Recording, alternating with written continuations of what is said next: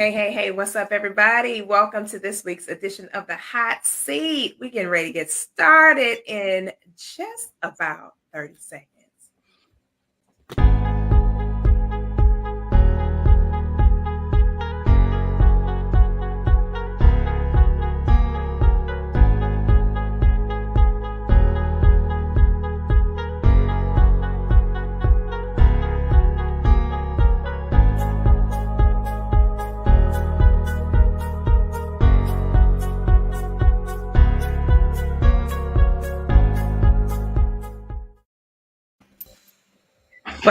What's up, everybody? Welcome to this week's edition of the Hot Seat. We got our incredible panelists in the building. Guys, as you're coming in, go ahead, spread that wealth. Let others know that you're here in the building with us.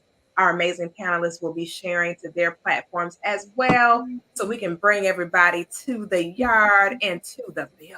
Okay, it's about to go all the way down, and we're getting ready to have a phenomenal conversation on tonight. All right, so Instagram is doing something a little crazy. I don't know if anybody has done their live stuff on Instagram, but it's tripping. Anyway, well, good evening, everybody. Yeah, it's doing some kind of weird update, but y'all know how social media it is. It's always updating or doing something.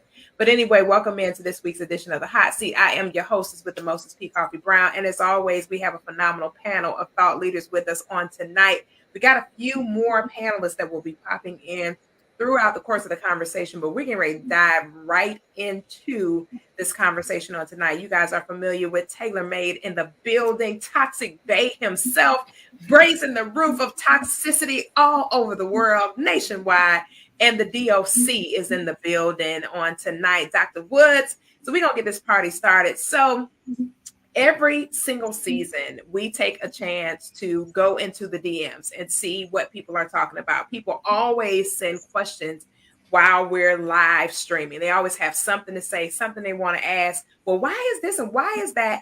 And so on and so forth. So most people don't want to ask it while we're hot in the thick of things on the show. So they ask it where? In the DM. So we're going to go to some questions from the DM. We had quite a few questions, but we wanted to pick out a few that were a little bit interesting to have some conversations with about tonight, rather. So we're getting ready to get right into it. And so this is going to be interesting. I just want to see what everybody's thoughts are about these questions. I was like, this is interesting. So here's one that kind of took me kind of like, this is one I always kind of be like, I don't do you want our honest answers tonight? Yes, because this is one I really don't like to get involved in, but it is a really legitimate question. And I'm sure a lot of people in this scenario, they kind of really want some honest answers to this thought. So the individual says, I am going through a divorce. We've been separated 4 years. I feel single. Can I, quote, say that I am single, end quote, while pursuing a new relationship? This person is married. They have been going through a divorce for the past 4 years. And they want to know, is it okay for me to identify myself as single while pursuing other opportunities relationally? I say no. Because you're starting out the whole relationship with a lie. You have been out there on your own. You're separated. There's a reason after 4 years you haven't signed the paperwork. There's a reason there. I don't know if it's monetary or if there's some emotions there or the kids, but that person you're dealing with needs to know full disclosure. So it's starting out with a lie because you're not single. You are still married. Now, if you tell them and they still choose to mess with you, all power to them. I'm not mad either way because you have been by yourself for 4 years. But telling them you're single is starting out the relationship in a lie. Taylor, what you think? 100% I agree. I mean, what does the legal document states? That you are married. So I think that is best because I used to be married. And I'm divorced, and I would tell people when I was dating that, hey, I am separated pending a divorce. And I would say, hey, also, I take it a step further. If you want proof that I'm separated, I have the document, right? Yeah, because some people are separated or they might tell you they're separated and they're not, right? And so I would always reassure that I'm, pending a divorce, because you got to put that in there. Yeah, anybody could be separated. You could be separated because you had an argument and you guys get back together. But I'm separated, pending a divorce, and here's my documentation to show proof. So no, if you are married, you are married until the judge signed the documentation. And with so many people nowadays, I've heard it 25 billion times. He said he was separated. Now, the people who are really separated trying to move on with their life can't, because all the people who lied. And then over here, you got the people, who are out here trying to play the field, messing up any potential. Because people are scared to even date separated because the world's full of liars. And nobody, but don't start it out with a lie. If that's what it is, that's what it is. So in essence, kind of like based on your responses, it sounds like people need to just chill while they're separated. No. I'm not gonna say that either. Okay. No, because that's a lonely existence. Imagine this man, like I said, this man and woman, I don't know who it was, but there's some reason this is a female. This was a female. There is some reason they have not signed that paper yet. Mm-hmm. We don't know what it is. Maybe because as a veteran, I know if I got divorced, I would lose a big chunk of my paycheck. So it would be beneficiary for. Look at Taylor.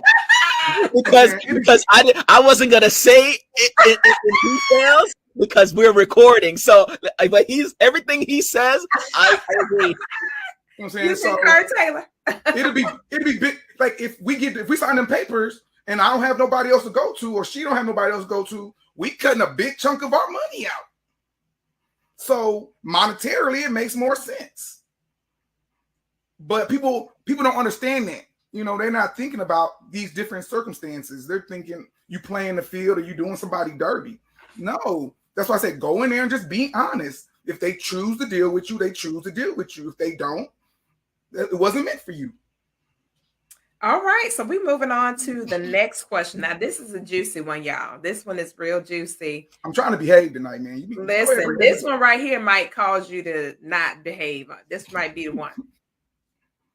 I am currently sexually active with more than one person, but I am not committed to anyone. Do I have to divulge this information? Ooh. Taylor, look at them eyes. Taylor looking like, Hold on, read it one more time. I am currently sexually active with more than one person, but am not committed to anyone. Do I have to divulge this information?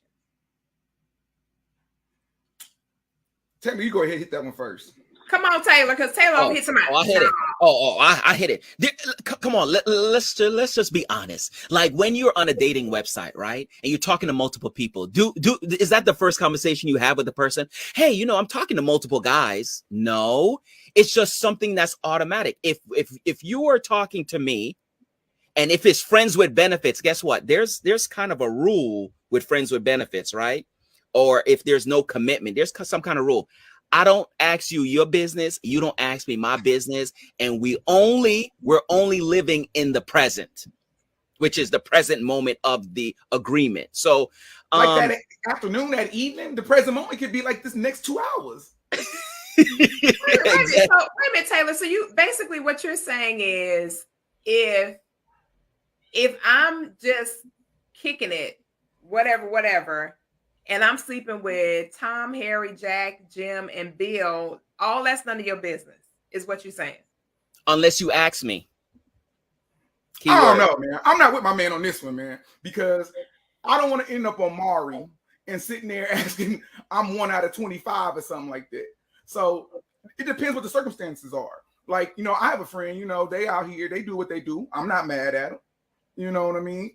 But I'm saying, but when it comes down, one person is just knocking rocking boots, and the other one's making love all in the sheets. So I'm not gonna try to lead nobody on. So if the relationship feels different, if we both have an understanding, maybe. But if there's no understanding, I don't want to be led on. I'm not gonna want to lead somebody on. But there's no relationship. Key word. It's not a relationship. People be playing that. They use that as an excuse. I'm saying, me and Koffe, we cool, we just friends, platonic, ain't never been nowhere, ain't going nowhere, but we're in a relationship. Our relationship is called friendship. So There's always some form of relationship in it. All I know is everybody on this call have not disclosed everything to a person that they were talking to. Talking. I'm saying, but when you go to that next level, I don't know, maybe because I But know Koffe didn't say that a though. one night stand. No, but it said I am currently sexually active with more than one person, but not committed. Do I have to divulge this information? We don't know enough about it though, because you know, has she been talking? Is she dating one dude? Okay, like I'm just gonna be real tonight, right? So I'm at the carnival the other night with my family. You know, we out here. I'm trying to win the missus some stuffed animals and stuff, right? I'm saying me and the gentleman next to me look to the right and we see a booger wolf. Y'all know what a booger wolf is? No. I'm saying a booger wolf is a creature of the night. It's like Little Wayne is a booger wolf, right? And this booger wolf had this fine lady with him. You know what I'm saying? So a booger wolf is a guy that's not attractive? Women, man, ain't no, I'm saying, you a booger wolf. You're just not attractive, like, period. Not at all. Okay. No, you know, you could be a 4 and be okay. We're talking about this dude has some deformities, but his woman looked like a model straight off the video set. All right. So to her, they could just be friends. Because I know that, man. I told my kids, this is how you get a woman, man. Just have all them you want. They don't care what you look like. But to him, that could have been his main boo. And don't play that, man. You know what I'm saying? Tell him what's up. He's still probably going to take you. There's sugar days out there. They know what they're doing. But if you're going to have 50 partners, you should respect me enough to be like, hey, man, you know I'm kicking it with somebody else. You ain't got to give all the specifics, but at least let them know so they can make a choice. Something's only wrong when you take away somebody's choice, man. You know? Now, you know what, Taylor? Now I will say this, and I don't know if Jason can chime in because Jason over there on the highways and byways and stuff. I don't know. I ain't talking to Jason right now anyway, right? Because, I mean, a couple weeks ago, he didn't even call a brother back. He ain't called a brother back a couple weeks ago? You tripping about this from a couple weeks ago? Ain't y'all getting ready to write another book together? Write another one. Another one. And I'm listening, man. I'm trying to put this man on. He ain't gonna call me back. I thought we were better than that. Why you had to put my business out on international airwaves? There, bro. On international airwaves, I was waiting on you. I was all stood up. I was over there in Trinidad and Tobago looking stood up like a date. I'm like, he's up. I don't know. Just bring me some butter, please. that really was a slip of my mind. You know, I completely forgot about that one, to be honest with you. I'm calling Pete to make sure you okay. Is he okay, man? I'm more worried about your health. Is he okay, man? I'm just wondering. He didn't show up at all. I thought he at least hit me up and say, hey, man. Do you see how sad this is, Taylor? You see how sad this is? We try to find out. People, but I had to give him a hard time because I haven't talked to him since then. So I gotta give him a hard time. But I think this is a sticky question because it's a very sticky question. But here's where my concern lies for something like this, guys. When it comes to sex is more than I'm talking to Taylor, I'm talking to Adrian, and I'm talking to Jason. Talking to Taylor, talking to Adrian, and not swapping DNA, that's a whole different scenario. But if I am swapping DNA and I'm intimate with all these different individuals, I am not only putting myself at risk and in harm's way, I'm putting all these different people at risk. And I do think in order for somebody to be able to make a well-informed decision as to whether or not they want to be a part of a harem, they need to know that they are part of a harem. Because when I don't know something and then I find out something later down the road, we never know how a person is going to react to that information is what my concern would be. Because toxic bait. I mean, Taylor, you the king of toxic bait information. Yeah, but I think that because I was in law enforcement, we're talking about divulging an information.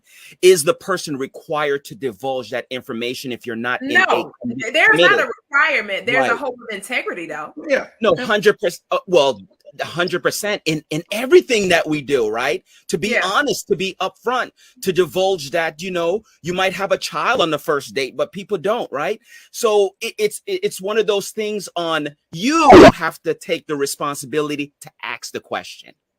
It's not for the person that's not divulging it. Is for the person that needs to know. So if you need to know if you're talking to somebody, right? And you want to know if and there's no commitment, we just chilling, we kicking it, but you want to know if this person is sexually active, then I think that's a conversation to be asked, not to expect it to come out, right? Gotcha. So that's just my But 2 cents. my whole thing is, but when things slip, people, I have been, trying to be like P. Koffe when I grow up, and I've been life coaching the last 6 months, and I've ran into all types of people. People are into things that we're not aware of, or you may never have been aware of. And what you need to learn is when you're open with people, they will be more open to scenarios that you never thought could happen. But when you lie and then they got to find out later, that's when the anger comes in. That's when the distrust comes in. Sometimes you can tell a young lady, hey man, I'm kicking it with 2 others right now. She may be down with that. She may, but hey, but you at least gave her the choice before you put her in that situation. Y'all, look who in the building. Is that Charles Dixon? I ain't talking about these brothers no more. What's up? What's up, everybody? Chuck D. Chuck D in the building. What's up, Chuck D? DJ Yellow over there. What's going on? What's going on, my brother? You been good? Yeah, I'm hanging in there, man. Everybody looking well tonight. That's what's up. Charles, we over here having a fight, and maybe you can help us. Maybe you can be the ref in the ring, Charles. Charles, with StreamYard, you have to actually share it on your page. It's not, I can't tag you like on the other platforms, so you have to share it on your page. But here's the question on the table. We're doing questions from the DM tonight. So the question on the table is, I am currently sexually active with more than one person, but am not committed. Do I have to divulge this information? Well, she's not committed. Right. Do I have to divulge this information? I mean, I think honestly speaking, when you meet people and when it's kind of like disclosed that, we're dating, but we're not exclusive, we're just basically hanging out, then it should be inclined in your mind that you don't know what that person is doing or capable of doing. So I wouldn't even ask the question unless if you practicing, of course, safe sex for your benefit, but I wouldn't indulge off into it unless we were committed or getting to be committed, that kind of thing. So you and Taylor agree, and me and Dot Woods kind of saw it from a different angle, because I get what y'all are saying, because the operative word here is the divulge. That's the operative word. Right. So, Taylor's, and it's kind of like a double-edged sword, but Taylor was right in that if it's something that you have to know, then you have to ask.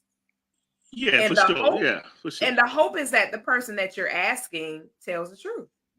But my thing is, why do you have to ask? Why couldn't you just say I'm dating or I'm kicking it with other people? You don't got to give me details. You ain't got to give me all the names, but at least I know. Like if I run into you at the mall with somebody else, I ain't about to set it off because. But who cares about that part? We talking about the sex. This person said, "I'm not committed. I'm out here letting people get it." You're thinking about it. Me and you could be knocking boots all day, and it means nothing. Right. I'm saying I'm knocking down old girl down the street, even though I didn't say we together. I didn't say I love you. I didn't say But to her mentality, because we're knocking boots, we're together. You know what I mean? You don't know what somebody else is thinking. And so that could put you in all kind of predicaments because he just wasn't. Yeah, that's true. That's going somewhere else though, Taylor, because women do have a tendency to think they're in a relationship and they're not. 100%. And guess what? That's not my fault. Correct. But if you didn't tell him, it is your fault. But if you say, no, hey, it's not my fault. It's not my fault to conduct myself accordingly because of your interpretation. If I told you that we're not in a relationship and you believe we're in a relationship, who fault is that? It ain't my fault. But if you treat her like you're in a relationship, if you going over there, she cooking you food, you that's a different scenario though. But that's a whole we're not saying that we meet at the 8:45 and knock boots and leave and we don't talk or nothing. You had to have a conversation. You didn't find this chick on 1-800 Craigslist. You talked to her. Messages. But you know what I'm saying? But you're talking to her. But if nobody's committed, that means because this is what I love about conversations. We can make it to what we wanted to answer our question. So I'm going to make it to what I wanted to answer my question. Okay. If we are not committed, that means that there's an understanding with everyone that I'm talking to. Correct. Because that's the scenario that was given. Now we could say, oh, we went out to dinner, we went to the movies, we went to Vegas, we did all this stuff. we are not committed. Now, the onus is not on me to say I'm doing too much and I need to pull back because this girl here on the left side is thinking that we're in a relationship. This girl over here thinking that we want to get married. This girl, we are not in a relationship, point blank, no matter my brother, what. how old are you? How old are you, my brother? Like, you know, I'm I mean, 42. age is us. It's Taylor the same Okay, so age. I'm 42. I'm thinking you're around the same age. When was the last time you heard somebody ask someone, "Do we go together?" You know what I'm saying?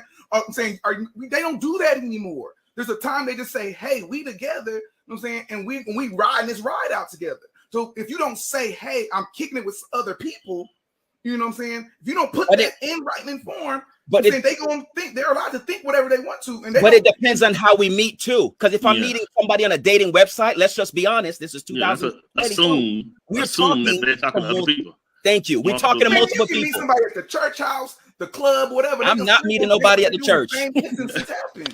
Me neither, Taylor.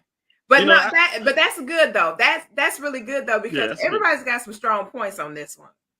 I think honestly, this is a sticky one because that's be honest, this is a common approach where people will come in to the situation and they will act as if I'm cool with the arrangement until emotions get involved, like you're saying, Doc, and then all of a sudden, so Taylor, I thought you said you were going over after work today. You said like, wait a minute, I think we had rules attached to this, and it's like it slowly changes. That's why I tend to think.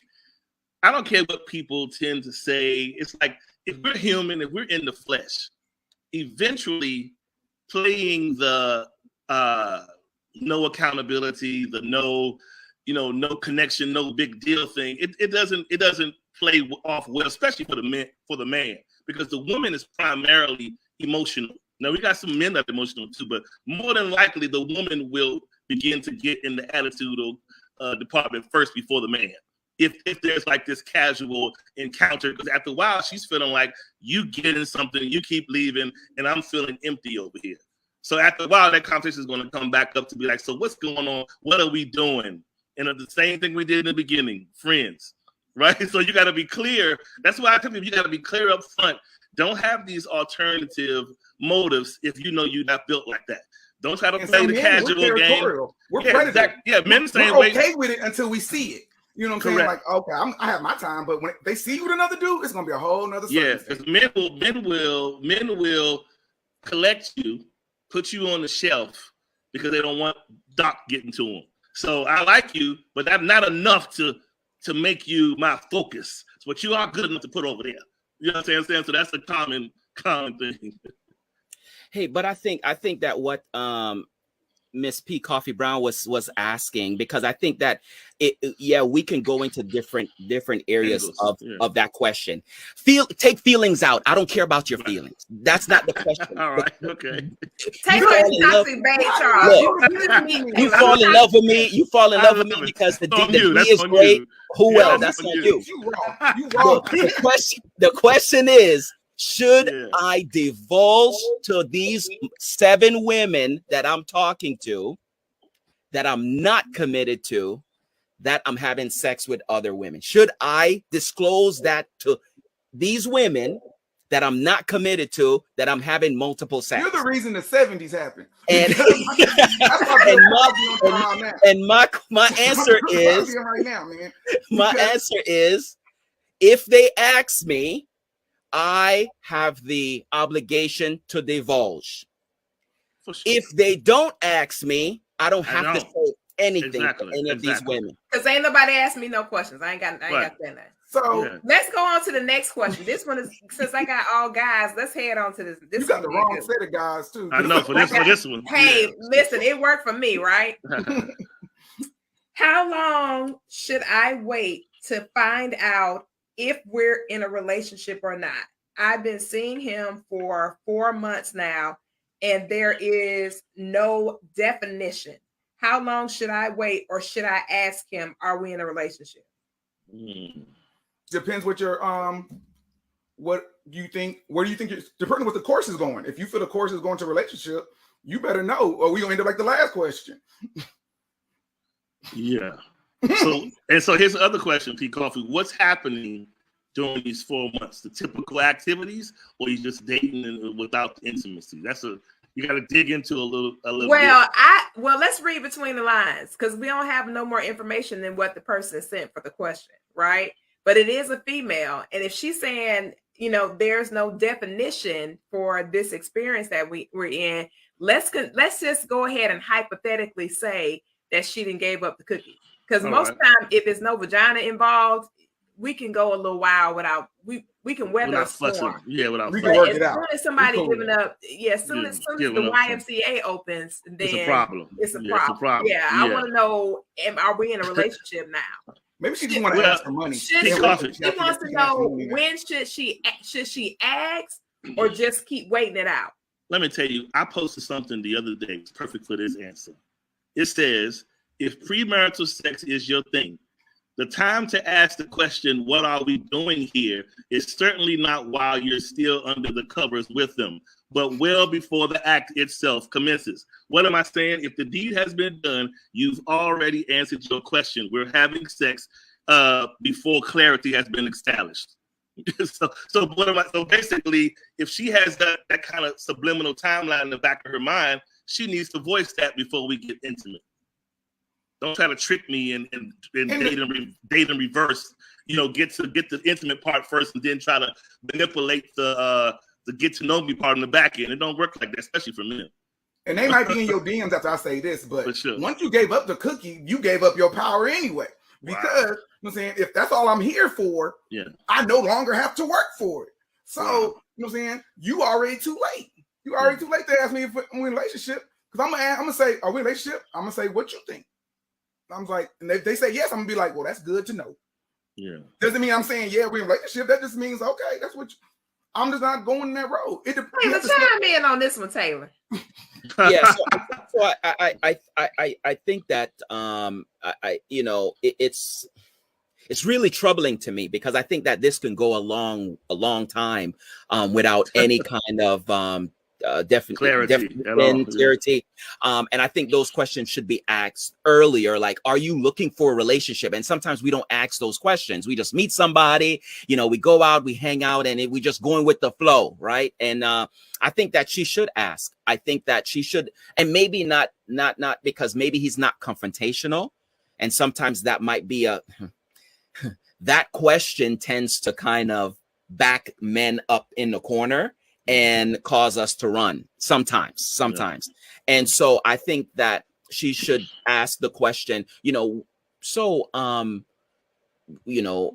you ready to settle down, or are you ready to get in a relationship with somebody? Like, what's your thoughts on it? Kind of just throw the question out there, right? Mm-hmm. And then if he goes, 100% sure, this is something that I want to settle down, I want to be with one woman, and then she can say, so what Taylor, about but Taylor, here's the next question. Is that woman me? What do you mean? Because a guy can easily say, I want to be in a relationship, I want to be with somebody, whatever, but it might not be you. Oh yeah, for sure. True, 100%. Yeah. So then you ask that question. What do you think about us and with the direction that we're going? How do you feel about maybe focusing on us or committing to one another? Right? Just ask the question. Yeah. And you know what? It really bothers me, because a lot of these situations can really be solved just by talking to each other. Communication. But here's the key, though. It's the way that we're talking. It's not the fact that we're what you're saying, how you're saying it. It's what we're saying and how we're saying it.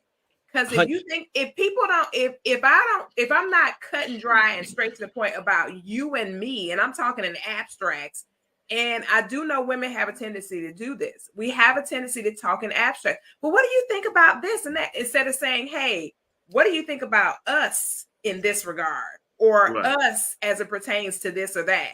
Instead of speaking in abstracts or these universal questions, it needs to be specific to you and I. So that way there's a clear understanding. Because if a guy says, I want to be in a relationship, in the woman's brain, she thinking, we're going to be together. Yeah. And he's like, I want to be in a relationship. I ain't say I want to be one with you. Yeah. So, I mean, it's true. Convenience. It's true. Yeah. It could be a situationship.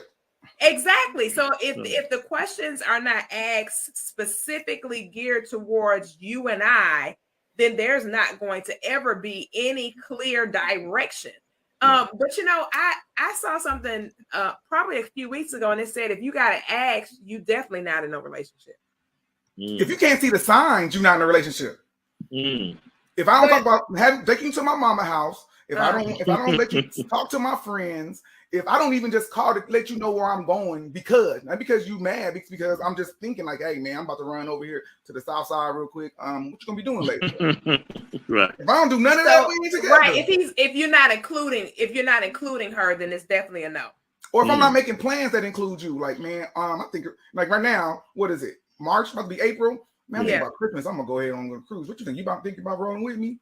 And if I say I'm going without you, you know we ain't in a relationship. Now that's a hardcore truth right there. But if I ask you, what you're doing, so you think about we should roll. You know, I'm thinking about you for my future. All right. So next question: how much vanity is okay while dating? What you mean as in vanity? Is it okay to keep a strong focus on physical looks? I believe you should, but not like where it's the vain. It gives me that egotistical, selfish kind of look to me. Like, but you should care about how you look. You should. I've always said this. Some men are very childish, I'm gonna say, because they be like, oh, I don't want nobody with a stretch mark or a dimple. And I say, you ain't no grown man. Because the woman's body is going to change. It's not going to be the same as it was when it's 18. Right. As long as you ain't just letting it all go and eating 6 donuts, a Hostess cake, a pound of coffee cake at one sitting, we're going to be good. Because when you're a man and you're in love with somebody, their body's going to change. They're going to gain weight. They're going to lose weight. And all you're going to see is the person you care about.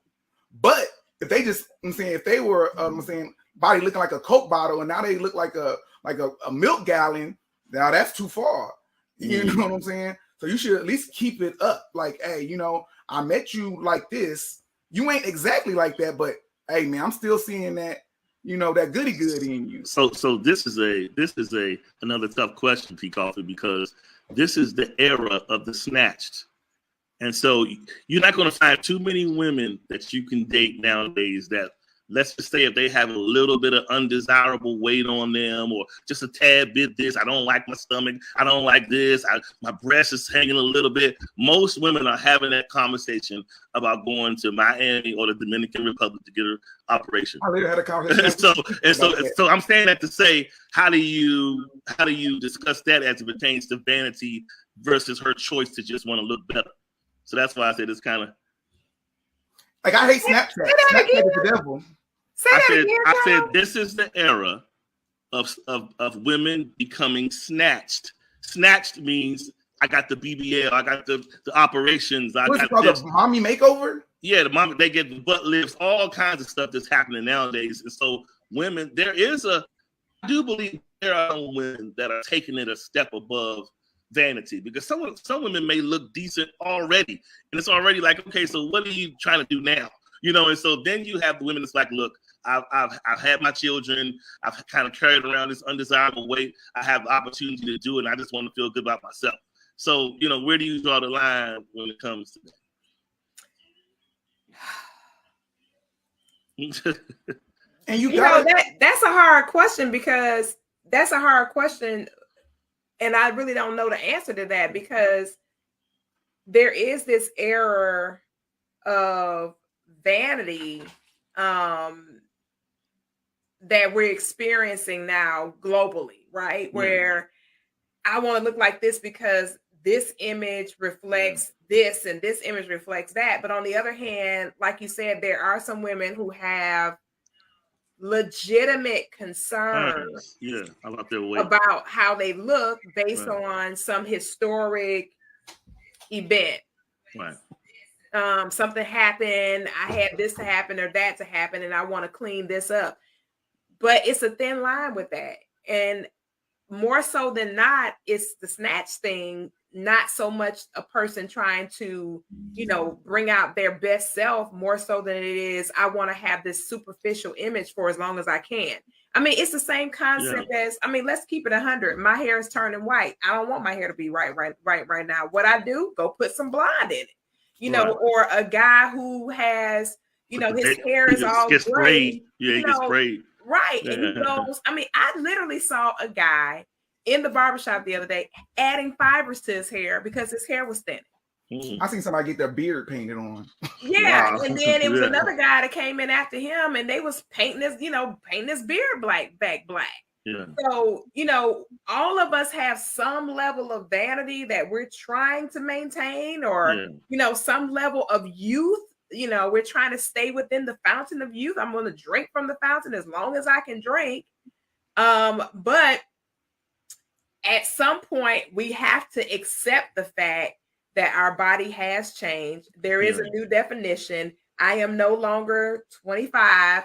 I'm going to have to really let this go and be good with, you know, where I am physically, where I am, you know, as far as my appearance and all this other kind of stuff. But I think the struggle is very real for people when it comes to aging, or when your body starts switching. I mean, when you have babies, there's nothing you can do about it. I can't even explain to you the kind of dramatics that your body go through with having children. It's just retarded. Like some things you're doing too much at that point, you know, but without, I don't know, that's a real sticky one, Charles. It's hard to like pinpoint that down or narrow it down to. So here's a good particular point. So on that same note, you'll see those same women, or at least some of you have a side of them that'll say, yes, this is self-love. This is a self-love journey. And they go and have these operations.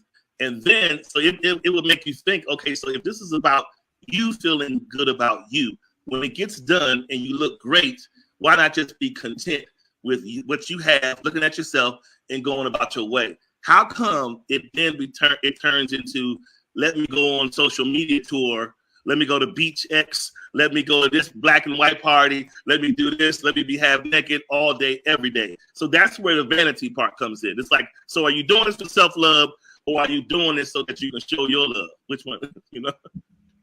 Right. You see, people try to do too much, live your youth. What is it, glam mall? You try to do glam malls out here. I'm telling you. Like I said, Snapchat is the devil.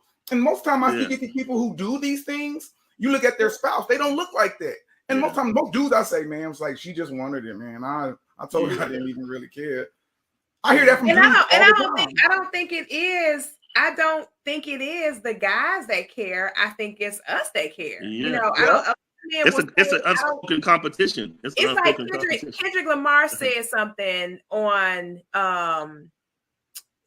he said, oh my God, what was on one of his songs, I want a woman who has some stretch marks or something. I need proof that you know. Wow. He did. He said he does a song that says that. Yeah, and with some stretch marks. Yeah, he said I want a girl with some stretch marks and a little something and whatever. But I think that we get so caught up that we don't somebody told us that where we are, what we dealing with, how we look just wasn't good enough. Somebody told us that. And like, somewhere. I wouldn't even want to make in the day nowadays, I wouldn't even want to date someone who from a picture on the internet. Wow. Snapchat have you looking all kind of buxom and beautiful and then go up there and look like a gorilla wolf. And I'm gonna be mad.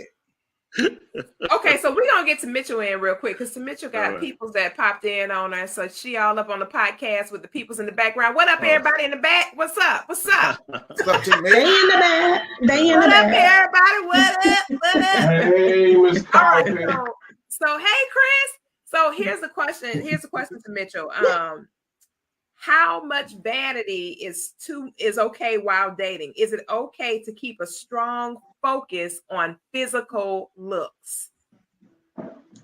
I think that if you all started out that way, if there was a heavy focus on how you look, and if this person or whoever you're with has a really, really big concern about how you look, then you're going to have to keep that same energy.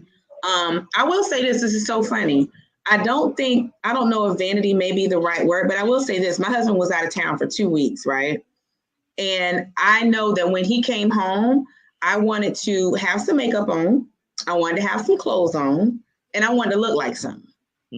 but not because I'm vain, but it's because I haven't seen my husband in 2 weeks and I just want to look like, I want to be attractive, whatever. So I think there is a level of respect that you have to have for your partner when it comes to taking care of yourself and representing your partner and looking like something. But when you get over into vanity, that's when it turns into something else, because looks can change at the blink of an eye. So if you're rooted in vanity, then you're going to be disappointed, especially when y'all get older. So I think that there's a certain level that is acceptable, but when you start getting overzealous about it and it becomes an obsession and that's all you think about or all you're focusing on, that's when it becomes an issue.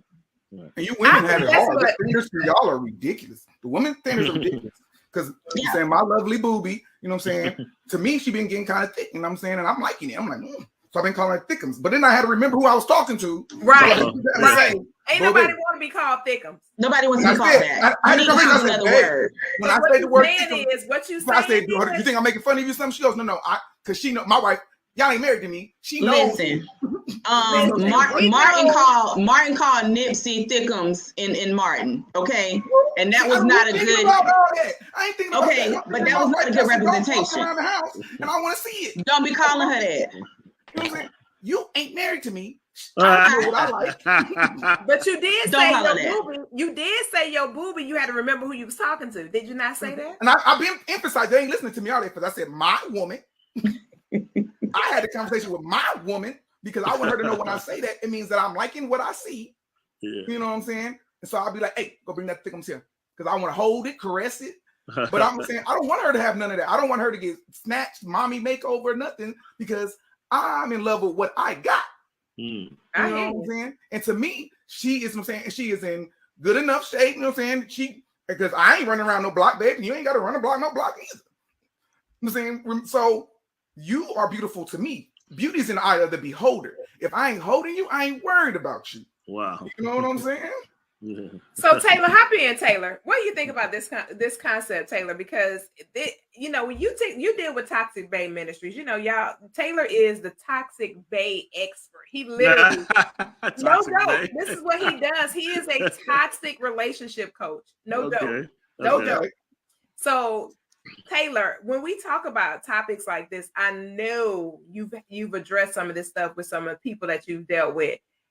When is it too much? When is the obsession with physical too much? Yeah, I think that it's really sad because I think that society has now based it. You ever went to the gym, like the fellas went to the gym, and you see guys doing just one curl and they're looking in the mirror. Yeah, for sure. Like, right. What is going on here? Yeah. Focus on the curl. Why you have to look in the mirror to see are they looking at the form? Are they looking at how their I don't know, biceps or triceps is growing or forming? And then, so is this obsession of the gym? Great, this body. And then the women with makeup, we talk about narcissists, right? And how people are full of themselves. I think that, a lot of us have a little traits of narcissism because there's women that have to get up an hour and a half just for makeup. Just for makeup, we're talking, right? Different world. And look, I'm not saying that that's wrong. I'm not bashing anyone that has to do that. I'm just saying, it becomes bad and toxic, right? When you're not able to do those things and how you start feeling and reacting, right? It's like a kid when they can't get something, how they put on a tantrum, and they start reacting. So, when maybe you can't get your hair done or your makeup is not sitting right, how is that displaying in your relationship, right? Are you now pissed off at the world? Are you treating your husband or your wife or your girlfriend, boyfriend, bad because you couldn't get, your hair appointment today, right? It's when those things are fully taking over your life, your body, how you act, how you portray yourself, where it gets really, really bad. But you just brought up something that I know to Mitchell. To Mitchell, did you hear what he said? Uh-oh. Please just paraphrase real quick. What did Taylor Made say? An hour, somebody getting up an hour and a half early just to do their makeup. That's not makeup, that's transformation. Oh. Whitney on a different world did it. Whitley would get up and do it. No, That's but I mean, but transformation. that is a when Taylor, when you just said that, Taylor, that's a dangerous bridge to be crossing relationship. Because wait a minute, is that person doing it before you wake up so you don't see them without the makeup? No, so I had the privilege to date somebody that this, I mean, when you're talking about her table is full of makeup. We're talking high-end makeup, right? Mm-hmm. She's beautiful. She's beautiful naturally. Absolutely. Okay.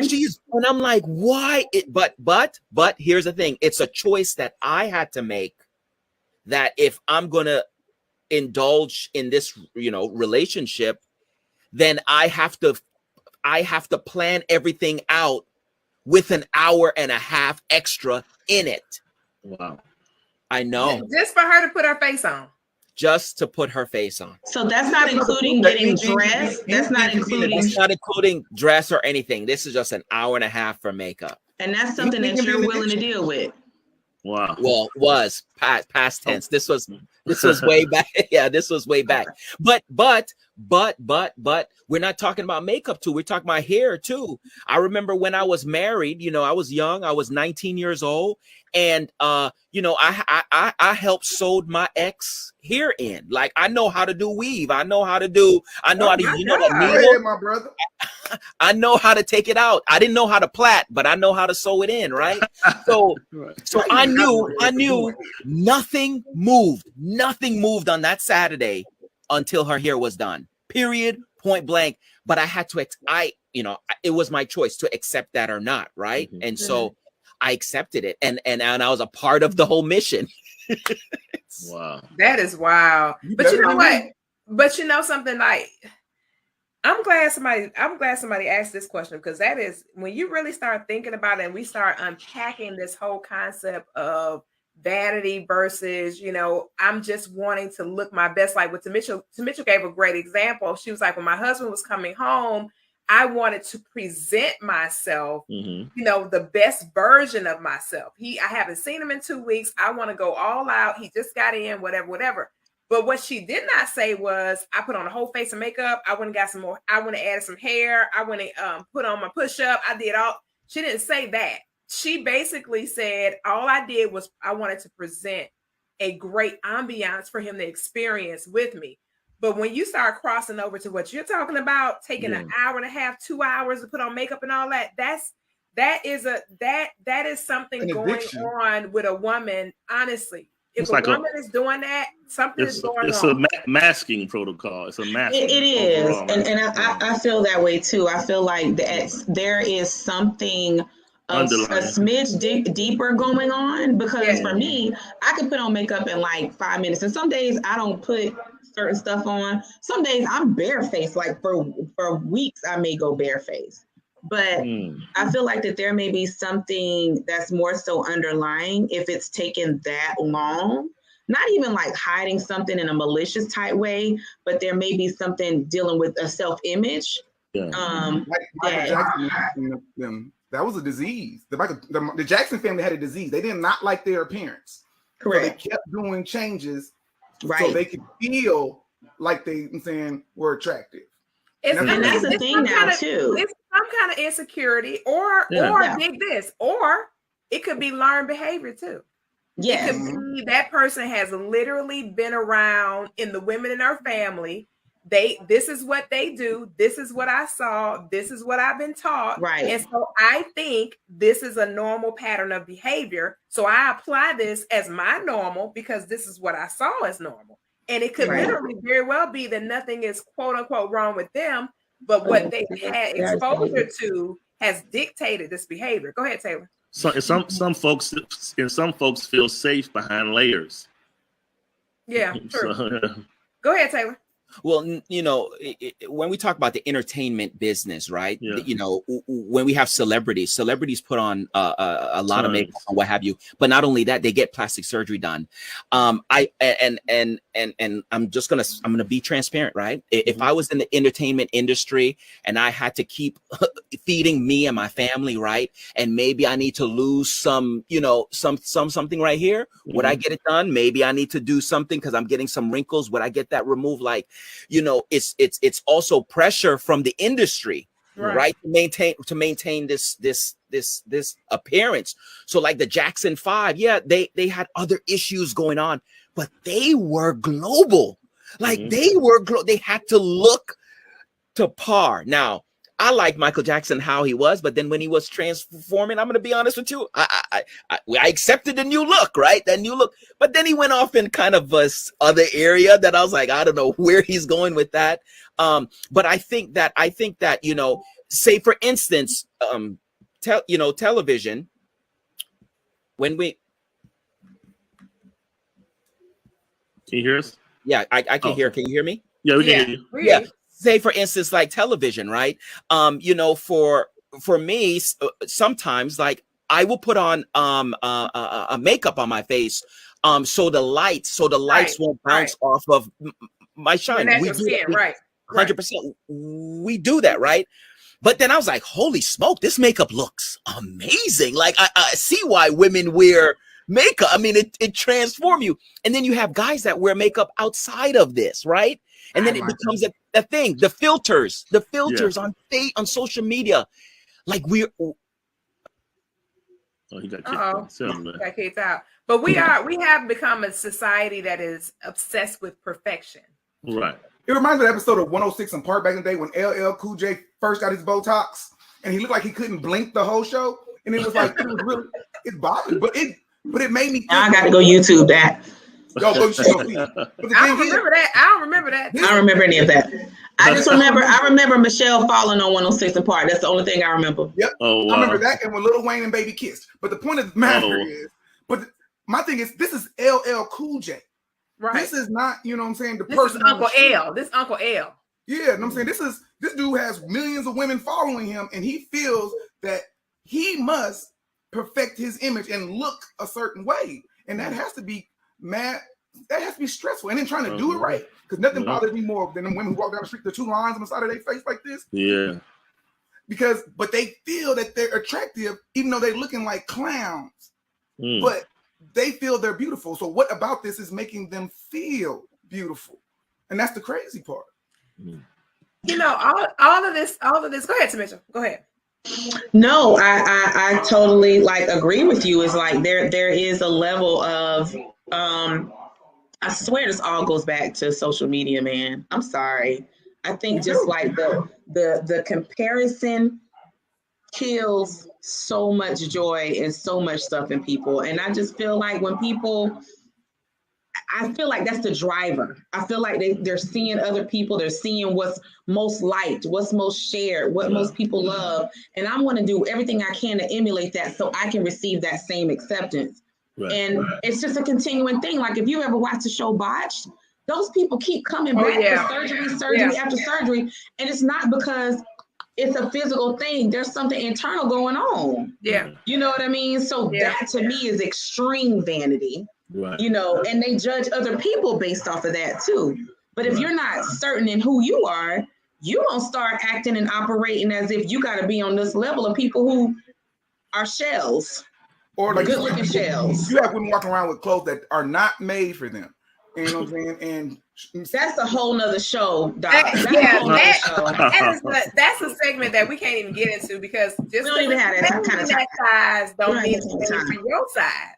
Exactly. And but the thing is, they feel they need to be this way to be attractive, to be wanted, to be, you know, this person they're striving to be, which is not the case, but they're taught it's coming, but it's coming from somewhere. It's coming part from of that vanity. It is part of that vanity that, hey, I gotta show all this, even though ain't nobody want to see all that to be attractive, to somebody to love me. But see, They don't. Mitchell made some, she brings up a good point. Like even if you look at who you follow on social media, right? The way that they have changed the algorithms over time, you're starting to see what your followers follow. Mm-hmm. So if they're following all this stuff, whatever, you end up getting exposed to it, and sometimes it can become penetrable.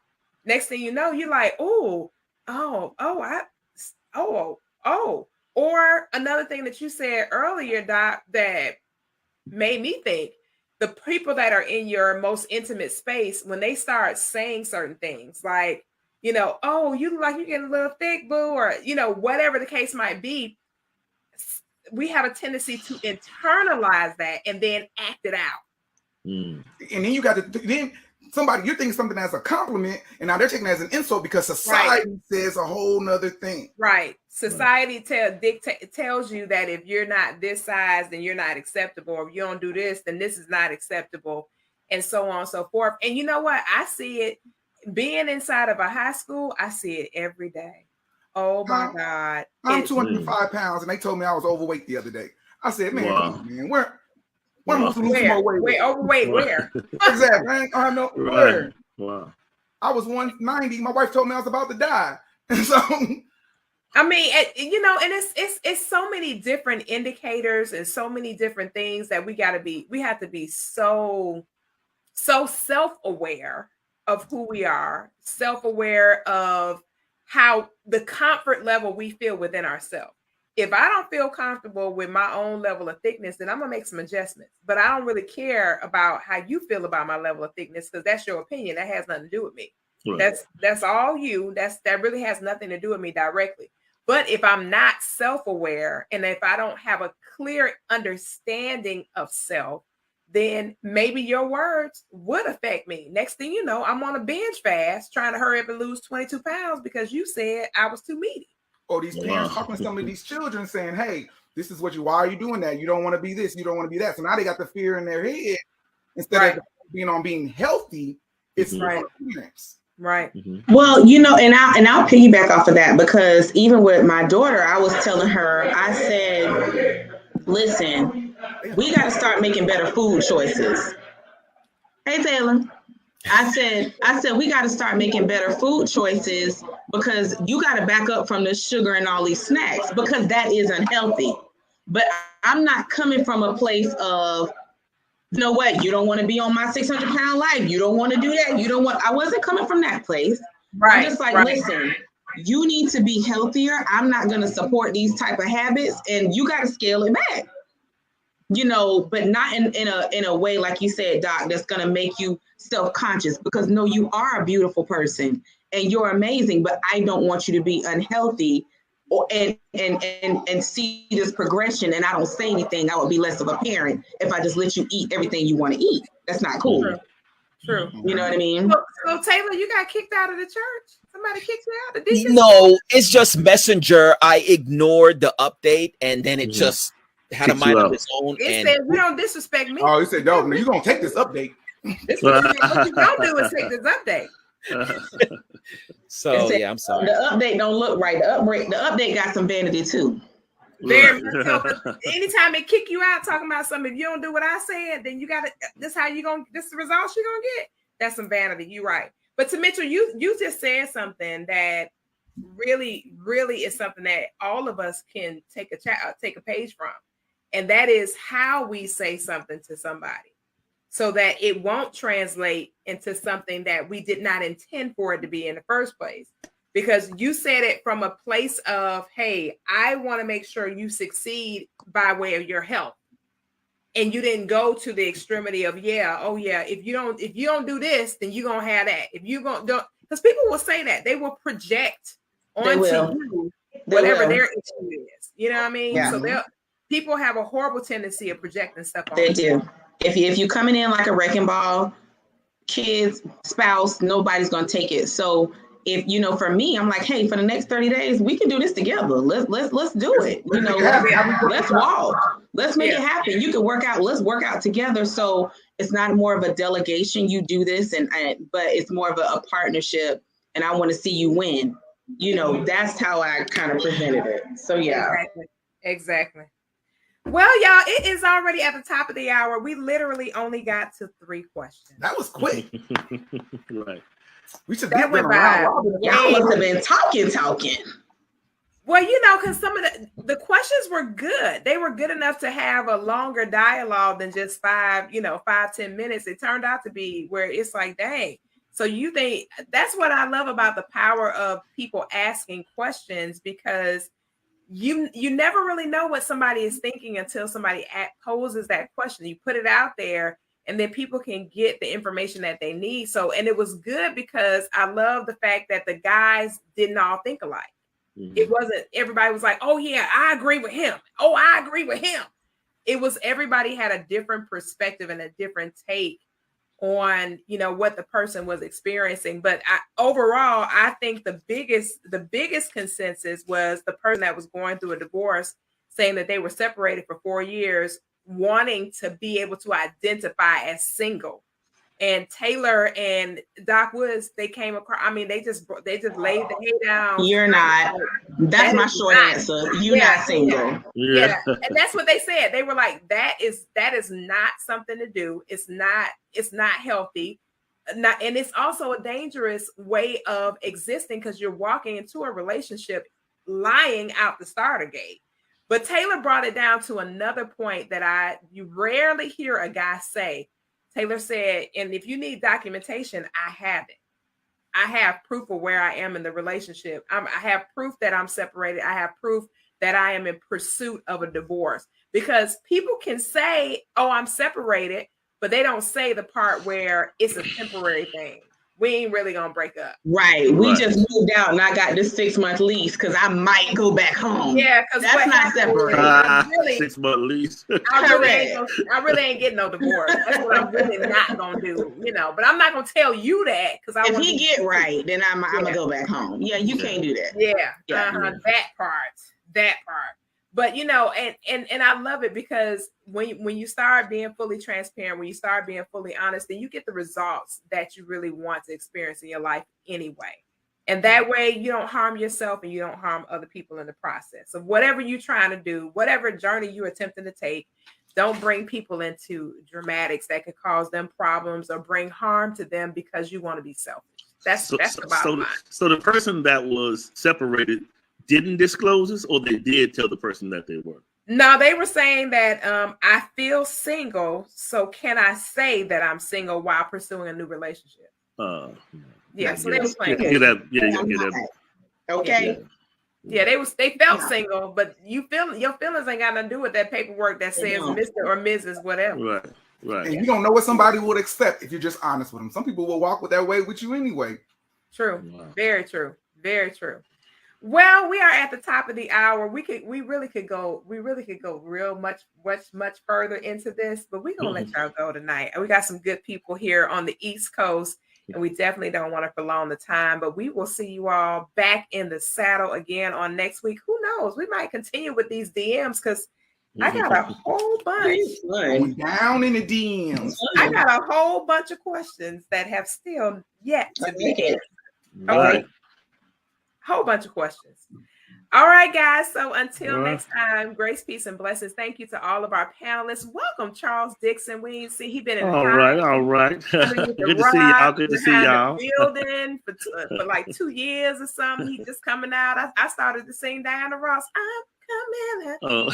It was called for a song, you know. So welcome, Charles. It's so good to have you with us, Charles. We appreciate you being on with us tonight. Dope conversation. Hey guys, as soon as we log off, each of the thought leaders that were on the panel tonight are going to put their information inside the chat for you to be able to connect with them on your own time and get ready to holler at them. Toxic Bae was in the building. Doc Woods, Tamika came in hot tonight. She got the whole family vibe over there. She still came to hang out with us. So big ups to Tim Mitchell. And Charles Dixon is in the building. Of course, yours truly. All right, guys. Until next time, grace, peace, and blessings. We'll see you next week on the hot seat. Have a good one.